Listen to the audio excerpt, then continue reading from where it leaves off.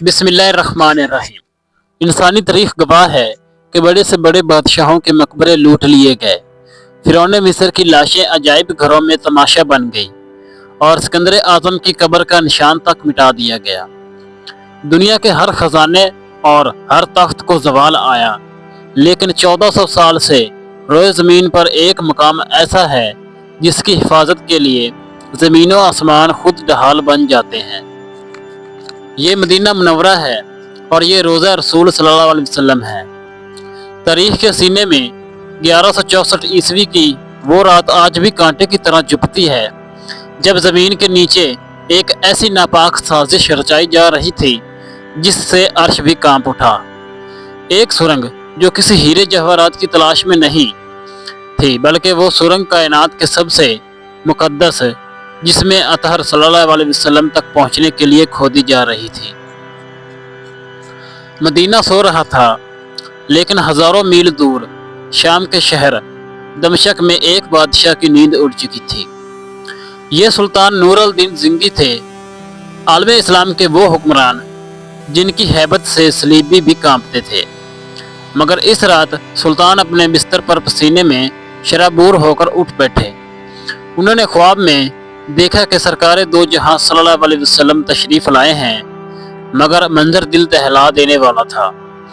रसूलुल्लाह सल्लल्लाहु अलैहि वसल्लम दो अशखास की तरफ इशारा कर रहे हैं जिनके चेहरे सुर्ख और आंखें नीली थी और ज़ुबान रसालत से अल्फाज निकल रहे थे, महमूद मुझे इन कुत्तों से बचाओ। सुल्तान ज़िंगी चीख मारकर उठ बैठे, जिस्म कांप रहा था, आंखों से आंसू जारी थे। वो समझ नहीं पा रहे थे कि इस ख्वाब का क्या मतलब है।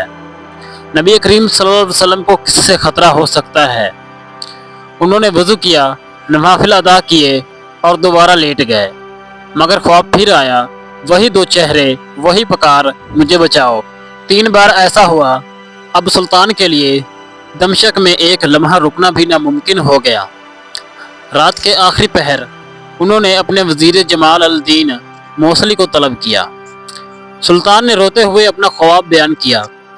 वज़ीर ने फौरन कहा, ए सुल्तान, आप अभी तक यहाँ बैठे हैं। मदीना मुनव्वरा पर कोई बड़ी आफत आई है, आपको फौरन वहाँ पहुँचना होगा। उसी वक्त हुक्म जारी हुआ। ये कोई सरकारी दौरा नहीं था, बल्कि एक खुफिया मिशन था। सुल्तान 20 बेहतरीन घुड़सवारों और बहुत सा मालो दौलत लेकर दमशक से मदीना की तरफ रवाना हुए। जो सफ़र महीनों में तय होता था, उन्होंने सिर्फ 16 दिन में तय कर लिया। ना रास्ते में आराम किया, ना क़याम। उनकी आंखों में सिर्फ वही दो चेहरे थे।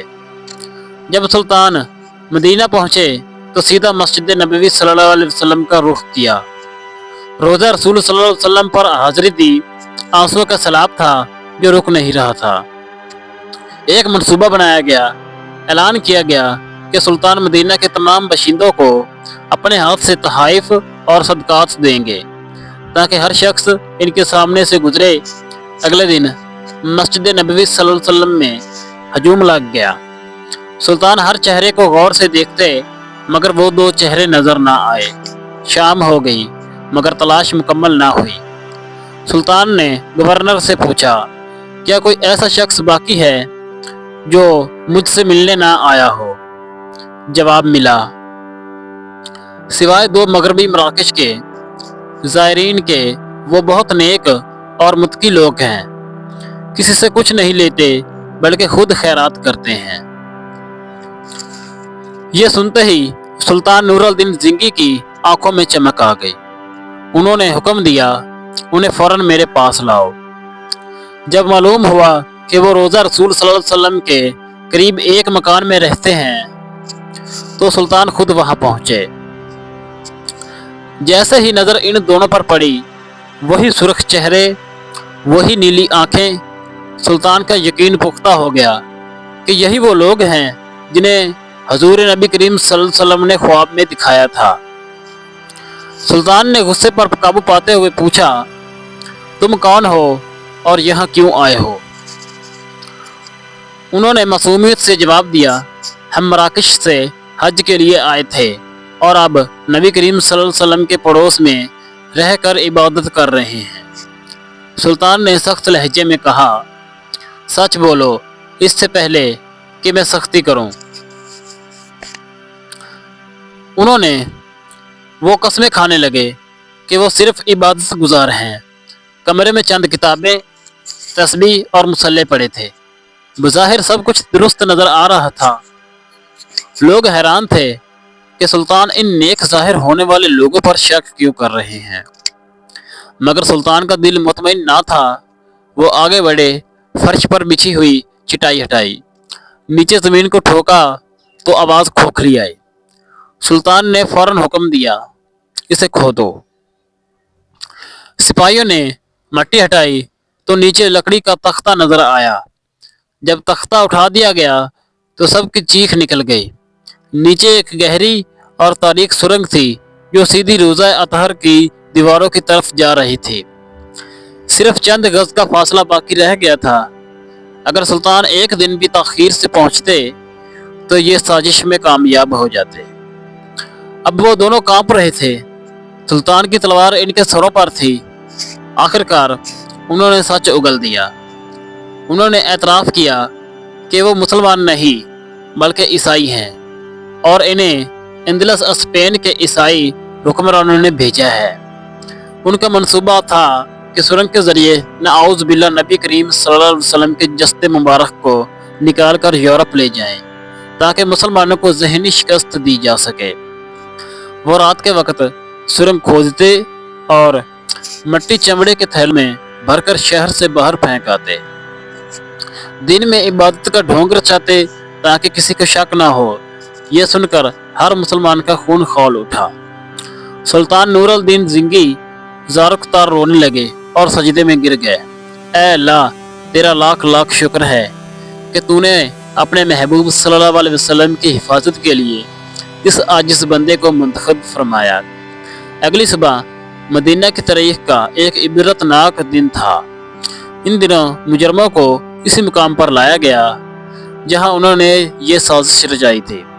سلطان کے حکم پر انہیں مسجد نبوی صلی اللہ علیہ وسلم کے باہر عبرتناک سزا دی گئی اور قتل کر دیا گیا تاکہ آئندہ کوئی ایسی جرت نہ کر سکے۔